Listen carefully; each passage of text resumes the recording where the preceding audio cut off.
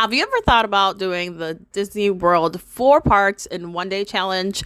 Well, if you have, follow along with me so you can see my attempt at getting this challenge completed. As a longtime Disney lover, this has been on my Disney bucket list forever. And because park hopping starts at any time of the day now, I attempted to complete this challenge before 5 o'clock, and here's my game plan. Number one was arrive early. So I had to start with the earliest opening park, which was Animal Kingdom. After that, I decided that I was purchasing Disney Genie Plus for the day. For the park hopping option, on the day that I visited, it was $25 for Disney Genie Plus for the day per person. And I was planning to leave before 5 so that I wouldn't have to deal with traffic afterwards. I also knew which snacks I wanted to get at each park, so that little bit of pre-planning helped me out for this very long day. But also very fun day. So here's our first stop at Animal Kingdom. I got there a little bit later than opening. I got there around 9. I used my Lightning Lane reservation to schedule time to meet Mickey and Minnie over at Adventurers Outpost. But as I was arriving, I was able to see the first showing of Winged Encounters. It was amazing. It was so beautiful to see all the birds flying over the Tree of Life. And I'm going to share that piece of my day here with you guys so that you can also be part of enjoying this process. Winged Encounters occurs, I think, every hour on the 15-minute mark, and all the birds go up in the air and they fly all across the Tree of Life sky area. They go above the public.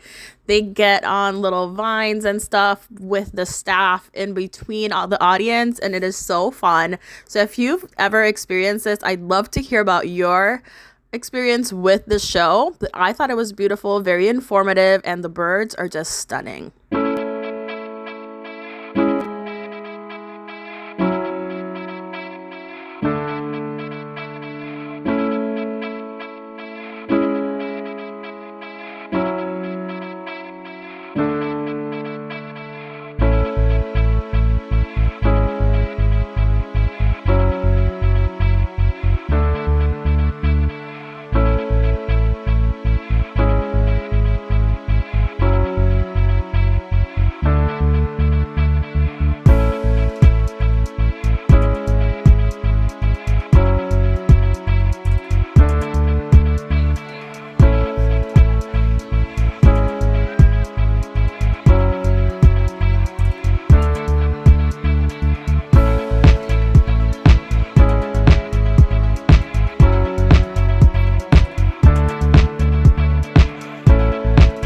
After their show is done, you are able to get up close and personal with the birds as long as they want to stay in place for that time, but they'll easily just fly away.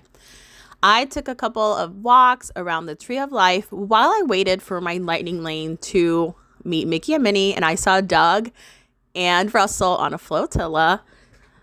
I walked over to Everest because I was taking advantage of that single rider line. But guys, when I got there, the ride was shutting down, and I was not able to ride Everest through the single rider line or any line at all because it was shutting down because of technical difficulty. So here I am with my failed attempt at walking at the single rider line. But I noticed they have like a seat there. I didn't know they had this where you could see the seat before you got on the ride, but they have it right there in front of the entry. I did a little more walking while I waited for that Lightning Lane to come up. The monkeys were just laying around, guys. They weren't really all the way up yet, so they were not playing or doing anything fun. They were just kind of hanging out, just like I was, waiting for my Lightning Lane to meet Mickey and Minnie. I made my way over to Discovery Island, and I walked through, and guess who I ran into? Miss Kevin in all her glory. And we were actually matching. I'll insert some pictures here. But my ears actually perfectly match her. I have the 2023 ears, and they have all her pretty colors. She stopped for a little bit, so people were taking photos with her. And I didn't know this, but the cast members were saying, she can't see you when you're standing right next to her.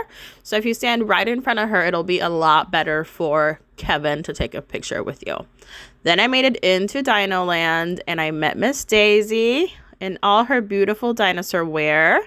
She was stunning. I took a couple of pictures with her. And then it was finally time for me to meet Mr. and Mrs. Mouse himself, Mickey and Minnie at the Adventurers Outpost. So this is the only place where you can meet Mickey and Minnie together. They are wearing the most beautiful safari outfits, and it is really colorful in this line. I was really impressed because the colors were like very Caribbean. And here is Mickey himself. We had a little interaction. I told him about my plans, about the snacks that I wanted to get. I handed my phone over to the cast member. And she flips it around here in a second, and she took a little video of us interacting. So I'll let you guys see that. And there is actually not a PhotoPass photographer here, guys. So you have to look at the little camera that's inside like a bookshelf. So just FYI.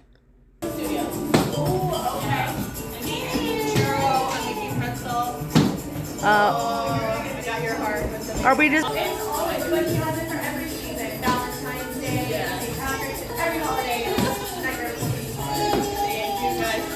Awesome. We're going to start by looking right up here at the birds. One more time. 3, 2, and 1. Perfect. Got it. Have a good rest of your day. As soon as I met the fabulous pair, I did go ahead and make my way out of Animal Kingdom to do my first park hopping for the day. And of course, I had to take my bouncy bridge that I always walk through when heading in or out of Animal Kingdom. That's just kind of something I do now, I guess.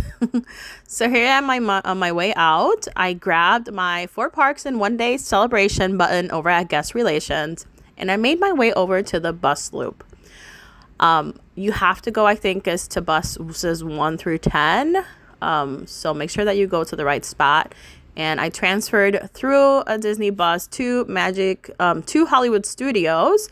And I already had a Lightning Lane reservation for Alien Swirling Saucers. And I had also purchased my breakfast through mobile order over at Ronto Roasters. And I had got the morning breakfast wrap. So we'll see that here in a little bit. I didn't spend a lot of time in Hollywood Studios, guys. I was kind of just rushing to get breakfast. And I sat down in Galaxy's Edge, and I was able to enjoy my Ronto wrap as soon as I picked it up with a mobile order at the kiosk. I sat right outside on some rocks, and there were stormtroopers walking around. Ray was also walking around. I didn't catch her because I had the camera off, but as soon as I was done with breakfast, I headed over to Toy Story Land and hitched a ride with an alien friend in Alien Swirling Saucers. That was the soonest available Lightning Lane, and I'm trying to get out of here early, so remember, that's why I have to pick whichever is available soonest. So Alien Swirling Saucer did have a 45-minute wait time when I got on my Lightning Lane reservation, so I did save a little bit of time there. I walked through and I saw that Buzz was meeting. I took some photos, of course, right here on Sunset Boulevard with a PhotoPass photographer. And I made my way out to get to Epcot via boat transportation. So I went ahead and used the friendship boats. So I headed over there. I said goodbye to Hollywood Studios for the morning. I had a full tummy, and I was ready to take on Epcot and go ride Living with the Land and have a delicious drink there. So the friendship boats do have a little bit of a schedule, and the friendship boats that leaves here go to Swan Dolphin, and they go to Yacht Club and Beach Club and the Boardwalk, and their last stop is Epcot. So it is a little bit of a lengthier process because there are people disembarking and embarking at all the stops. So I knew that this would be my longest transfer for the day.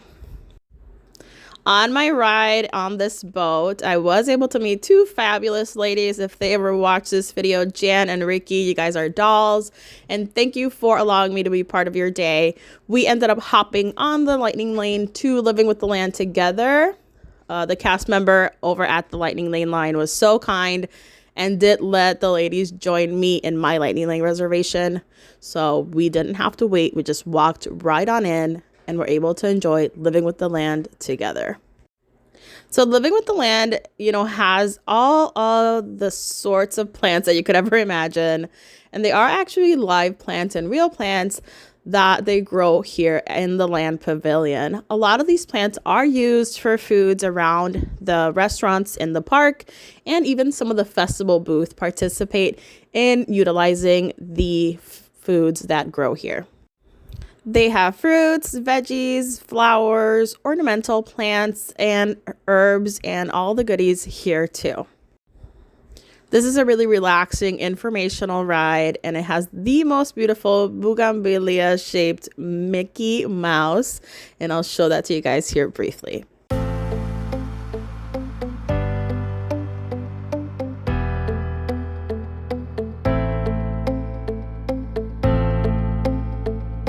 I love it. It is just the cutest. As soon as we finished here at Living with the Land, I said goodbye to the ladies and I walked over to Connections Eatery, where I would be getting my treat here at Epcot.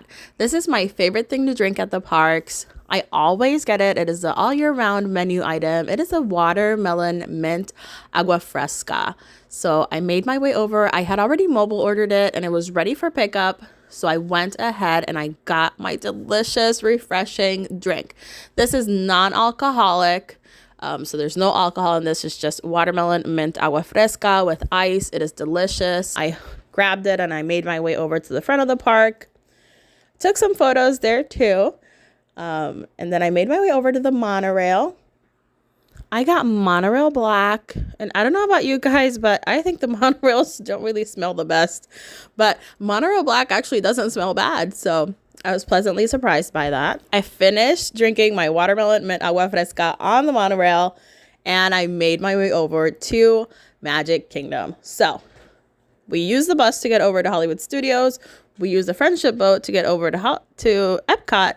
And now from Epcot, we're using the monorail to get over to Magic Kingdom.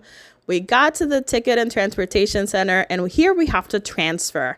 So instead of going on the monorail again, I chose to use a ferry boat over to the Magic Kingdom. So that's 4 different transportation methods for visiting all 4 parks. Totally not planned, but also fun that they were all different. When I scanned in here to Magic Kingdom, you guys, I was so excited. I did it. I visited all 4 parks in one day.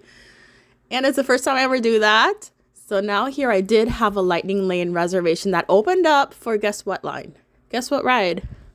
Peter Pan's Flight. Yeah, I was as surprised as you probably are. So I hopped on there. I did grab a bite to eat before I did that. My favorite snack here at Magic Kingdom is the sweet and spicy chicken waffle sandwich over at Sleepy Hollow. What is your guys' favorite snack at Magic Kingdom? So this is delicious, and I always get it when I come to the parks by myself. As soon as I was done with that, it started to kind of rain. So I headed to my Lightning Lane for Peter Pan, and as soon as it started to downpour, I was inside the covered part of the line. So I was grateful for that. I hopped on. As soon as I scanned my Magic Band, I made my second Lightning Lane reservation to stay out of the rain for none other than It's a Small World. Once I did that, I made my other Lightning Lane reservation for Mickey's PhilharMagic. It's a wonderful show. Everybody should see it. It is 3D, so if you have any hesitation about that, just don't grab the glasses. I did grab them, and I think this is the funnest show that you could see here at Magic Kingdom. When I got out, the rain had stopped. I took some photos in the back of the castle and in the front of the castle. The stepsisters were hanging out. I wasn't able to get in line for them because they were done for that turn, right? They were going to go be mean to somebody and eat some snacks. So I made my way out of Magic Kingdom, and that concludes my day for my 4 parks in one day challenge. It was super fun. I think I had the best time I've ever had at Walt Disney World. I walked like 20,000 steps in that short amount of time. So I hope you guys enjoyed following along. I'd love to hear about your experience if you guys have ever attempted to do this. Thank you again for tuning in. I hope that if you like the video, you like, comment, and subscribe to the channel, and turn your notification bell on for any future videos. And remember, you can't find the magic if you aren't willing to look for it. Bye, guys.